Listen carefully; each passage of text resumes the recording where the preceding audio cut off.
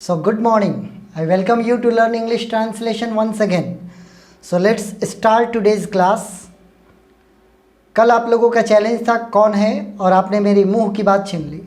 I am very happy to announce that both the sentences were translated correctly by one of my students Shyam Verma. Shyam Verma ने कल बनाया था और सबसे तेज़ जवाब इन्होंने दिया था. उन्होंने बनाया था हु इज़ इट, कौन है. जब भी कोई दरवाजे पर आपके खड़ा है और आपको आवाज़ देनी है कौन है, तो आपको बोलना होगा हु इज़ इट. दूसरा जो सेंटेंस था आपने मेरे मुंह की बात छीन ली. यू कॉट माई वर्ड्स, ये बनाया था श्याम वर्मा ने. अगर इसमें हैव लगा दिया जाए तो और ज़्यादा बेटर होता है. प्रेजेंट परफेक्ट में you have caught my words, but अगर हैव नहीं भी लगाते यू कॉट माई वर्ड्स तो ये सही होता है. तो श्याम वर्मा को हम एक बार फिर से कॉन्ग्रेचुलेट करते हैं और इनाम की दौड़ में सबसे आगे चल रहे हैं. This is for the third time that I am announcing the name of Shyam Verma. So congratulations. Let's start today's game. तुम्हारा चेहरा तुम्हारे पापा से मिलता जुलता है. This is your challenge today. आपको ये ट्रांसलेट करना है. कमेंट बॉक्स आपका वेट कर रहा है. मुझे ऐसी कहानियाँ अच्छी लगती है. ये आज मैं आपको सिखा रहा हूँ. ऐसी कहानियाँ मुझे अच्छी लगती है. अगर ऐसी कहानियाँ को सब्जेक्ट बनाएंगे तो सच स्टोरीज़ आपको लिखना पड़ेगा. कोई भी चीज़ अगर हो और लिखा हो कि ऐसा प्लस में नाउन, तो ऐसा प्लस नाउन जब भी लिखा हो तो सच और नाउन का यूज़ करेंगे. जैसे ऐसा घर लिखा होता तो सच अ हाउस लिखते. ऐसे घर को प्लूरल बनाना होता तो सच हाउसेज लिखते. एक दिन और मैंने आपको सच का रूल आपको बताया था. अच्छा लगना के लिए एक वर्ड होता है प्लीज़. प्लीज़ का मतलब आप लोग समझते हैं कृपया होता है, लेकिन प्लीज़ एक वर्ब की तरह भी काम करता है जब किसी चीज़ को आनंद देता है. एक और वर्ड है अपील टू. अगर यहाँ पर अपील टू भी लगा देंगे तो सही हो जाएगा वाक्य. सच स्टोरीज़ प्लीज़ मी मतलब ऐसी कहानियाँ मुझे प्रभावित करती हैं. या बहुत सिंपल बना सकते हो आई लाइक मतलब मैं पसंद करता हूँ. सच स्टोरीज़ मतलब ऐसी कहानियाँ. तुम मुझसे क्या चाहते हो. What do you want from me. What do you want मतलब तुम क्या चाहते हो, और मुझसे चाहते हो तो सोर्स व्यक्त करने के लिए फ्रॉम का यूज़ होता है. What do you want from me. मैं चाहता हूँ कि वह यहाँ रोज़ आए. मैंने क्या बनाया है I want him to come here every day. लेकिन ज़्यादातर लोगों से आप पूछोगे तो की के लिए दैट लगा देंगे, वह के लिए ही लगा देंगे. ये सरासर गलत हो जाएगा. वांट एक ऐसा वर्ब है जिसके बाद इन्फिनेटिव का यूज़ करना ज़रूरी है. और जब कोई दूसरा सेंटेंस में एक सब्जेक्ट दे दे, जैसे वह यहाँ रोज आए, तो इस वह को हम ऑब्जेक्ट बना लेंगे. इसको हिम कर लेंगे वांट के बाद लिखकर. पहले बना लेंगे आई वांट और इसको हम ऑब्जेक्ट बना लेंगे. वह के लिए ही ना लिखकर हम हिम लिखेंगे और इस वर्ब को इन्फिनेटिव में ले लेंगे. आना के लिए टू कम और यहाँ के लिए हियर और रोज़ के लिए everyday. I want him to come here everyday. जितनी आमदनी हो उतनी ही खर्च करनी चाहिए. ये एक ऐसा सेंटेंस है जिसके लिए इडियोमेटिक इंग्लिश आपको यूज़ करना होगा, मुहावरेदार इंग्लिश. और इसके लिए मुहावरा ही आता है cut your coat according to your cloth. अपने कपड़े के हिसाब से ही अपने कोट को कट करवाइए. मतलब जितना कपड़ा है उतना ही में कोट सिलवाइए, नहीं तो कोट आपका ख़राब हो जाएगा. मतलब जितनी आमदनी हो उतना ही खर्च कीजिए, नहीं तो आपकी ज़िंदगी ख़राब हो जाएगी. Cut your coat according to your cloth. ऐसा कब तक चलेगा. कब तक ये एक ऐसा फ्रेज़ है जो बच्चों को अक्सर दिक्कत करता है. आप याद रखें कब तक के लिए हाउ लॉन्ग का यूज़ किया जाता है और ये फ्यूचर में इसलिए विल लगा दिया. ऐसा के लिए हमने सब्जेक्ट इट, यहाँ पर कुछ नहीं है तो इट सब्जेक्ट लगा दिया निर्जीव के लिए. चलेगा यानी कि जाएगा यानी कि गो लगा दिए. और इस तरह से ऐसा यानी कि इस तरह से कब तक चलेगा, तो इस तरह से के लिए दिस वे हो गया. नेक्स्ट, वह तुमसे मिलने के लिए तड़प रहा है. जब भी कोई काम करने के लिए आप तड़पते हो तो उसके लिए डाइंग का यूज़ करना है आपको. ये मरना वाला डाई है और ING लगाने के लिए मैंने वाई लगा रखा है यहाँ पर. तो ही इज़ डाइंग मतलब वो तड़प रहा है. और मिलने के लिए यानी कि टू सी और तुमसे यानी कि यू. मिलना के लिए भी सी का यूज़ होता है. याद रखेंगे बहुत सारे लोगों को मिलना का केवल मीट समझ में आता है, लेकिन सी का भी यूज़ होता है. अनुशासन हमारे जीवन में बहुत महत्व रखता है. Discipline has a great value in our life. रखता है यानी कि पास है, इसीलिए हमने हैज़ लगाया है. डिसिप्लिन को सब्जेक्ट बना लिया. डिसिप्लिन के पास ग्रेट वैल्यू है यानी कि बहुत महत्व है हमारी ज़िंदगी में. जीवन में उतार चढ़ाव आते रहते हैं.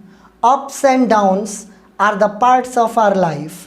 अप्स एंड डाउन्स मतलब उतार चढ़ाव, आर मतलब हैं, द पार्ट्स ऑफ लाइफ यानी कि जीवन के भाग हैं, जीवन के पार्ट है उतार चढ़ाव. नहीं तो दूसरे तरीके से ups and downs keep coming in our life. Keep coming का मतलब आते रहते हैं. कोई भी काम होता रहता है तो कीप लगा दीजिए और वर्ब में आईएनजी लगा दीजिए। खेलता रहता है तो कीप कमिंग, हंसता रहता है तो कीप लाफिंग, खाता रहता है तो कीप ईटिंग, ऐसे यूज़ कीजिए। मुझे तुमसे मिलकर बहुत खुशी हुई, ये सेंटेंस हम लोग किसी से मिलने पर बोलते हैं। I am glad to see you, और यहाँ पर भी मिलकर यानी कि to see. I am glad मतलब मैं खुश हूँ, टू सी यू मतलब तुमसे मिलकर, यानी कि तुमसे मिलकर मुझे बहुत खुशी हुई। आज ही के दिन उनका जन्म हुआ था। पहले तो ये बनाएंगे उनका जन्म हुआ था। किसी भी आदमी का जन्म अगर हुआ तो वाज बॉर्न का यूज़ होगा। उनका यानी कि उसका, यानी कि वह एक आदमी है, इसीलिए ही लगा दिया।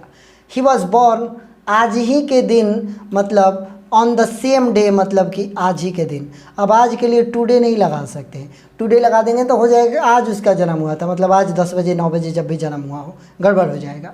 ही was born on the same day. वे मेरे पिता हैं। बहुत सारे लोग सोचते हैं ना, वे आ गया ना तो दे आ गया, वे आ गया तो दे कैसे आएगा। पिताजी हैं तो एक पिताजी है ना, सिंगुलर है ना, सिंगुलर के लिए थर्ड पर्सन के लिए ही का यूज़ होता है, क्योंकि पुलिंग है फादर, तो ही इज़ माई फादर। मैं जानता हूँ कि तुम क्या चाहते हो। I know what you want. बहुत सारे लोग इसका भी की के लिए दैट लगाना शुरू कर देंगे और तुम क्या चाहते हो का व्हाट डू यू वांट लगाएंगे। इस सेंटेंस को मैं बहुत अच्छे से आपको समझाता हूँ। पहले आप ये देखो क्या लिखा है, मैं जानता हूँ।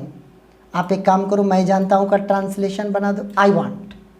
अब आप सब कुछ भूल जाओ और इसमें से ढूंढो कि WH वर्ड कौन से है। WH वर्ड समझते हैं ना, क्या, कहाँ, क्यों, कब। इसको आप निकाल दो और इसका इंग्लिश यहाँ पर लिख दो व्हाट। अब इसको भूल जाओ कि इसमें क्या है, अब इसको कट कर देते हैं। अब इसको भूल जाओ, इसको भूल जाओ, सब कुछ भूल जाओ, तो क्या बच गया, तुम चाहते हो। तुम चाहते हो का ट्रांसलेशन यू वांट। तो बहुत सिंपल है कि पहले इस सेंटेंस को बना लीजिए, फिर इसमें से WH को लिख दीजिए और जो सेंटेंस बच गया उसको ट्रांसलेट कर दीजिए। अब यहाँ पर व्हाट अगर आपसे कोई पूछेगा ना कि व्हाट के बाद डू क्यों नहीं लगाए हो, तो आप बताना यहाँ पर क्वेश्चन नहीं पूछा जा रहा है, ये इंट्रोगेटिव नहीं है, ये तो बताया जा रहा है। यहाँ पर व्हाट दोनों वाक्यों को कनेक्ट करने का काम कर रहा है। आई नो और यू वांट, ये दोनों वाक्य कनेक्टेड हैं व्हाट से, ये व्हाट कंजंक्शन है। और जब भी WH वर्ड कंजंक्शन का काम करेगा तो हम उसको इंट्रोगेटिव में नहीं बना सकते, इसके लिए हमें असर्टिव का फॉर्मूला यूज़ करना होगा। अगर सिंपल केवल सेंटेंस रहता तुम क्या चाहते हो, तब यहाँ पर हम बोलते व्हाट डू यू वांट। आपको अच्छा लगा ना, समझ में आया ना, ये पैटर्न आप सीख जाओगे ना तो इंग्लिश बोलने में बहुत मदद करेगी। तुम्हारे सिवा मेरा कोई नहीं है। फेसबुक पर एक इंग्लिश का ग्रुप है, बहुत बड़ा ग्रुप है, उसमें मैंने ज्वाइन कर रखा है। बहुत सारे लोग उस पर काम करते हैं और इंग्लिश सीखने की कोशिश करते हैं, ऑल ओवर इंडिया से, विदेश के लोग भी हैं उस पर। मैं उन लोगों को काफ़ी हद तक हेल्प करता हूँ और बहुत सारे मेरे इंग्लिश के फैंस भी उस पेज पर हैं और मुझे बड़ी पसंद करते हैं मेरे इंग्लिश के लिए। तो ये सेंटेंस मैंने वहाँ पर पूछा हुआ था, तुम्हारे सिवा मेरा कोई नहीं है। बहुत कम लोग जवाब दे पाए थे। No one except you is mine. अब नो वन मतलब कोई नहीं, पहले आप ये समझे, तुम्हारे सिवा कोई नहीं, तुम्हारे सिवा, तो तुम्हारे सिवा के लिए एक्सेप्ट यू लगा दिए और यहाँ पर इज़ लगा दिए। बहुत सारे लोगों को लगेगा कि यू है तो इज़ कैसे होगा, तो ये जो इज़ आया है ना माय डियर स्टूडेंट्स, ये नो वन के लिए आया है। नो वन इज़ माइन और बीच में एक्सेप्ट यू यहाँ पर नो वन के साथ कम्प्लीमेंट के रूप में जुड़ा हुआ है। No one except you is mine, तुम्हारे सिवा मेरा कोई नहीं है। ये आपका हो गया विद्यार्थी पूरा का पूरा सेंटेंस आज का। अगर आप लोग दिल लगाकर सीखोगे ना, आप लोगों को बहुत हेल्प मिलेगी और मैं प्रॉमिस करता हूँ कंटिन्यूअसली आप लोग हमारे साथ बनो और देखो मैं आप लोगों को इंग्लिश कितने अच्छा से सिखा पाता हूँ। ओके, नेक्स्ट वीडियो में फिर से मुलाकात होगी आपसे। Bye bye, thank you.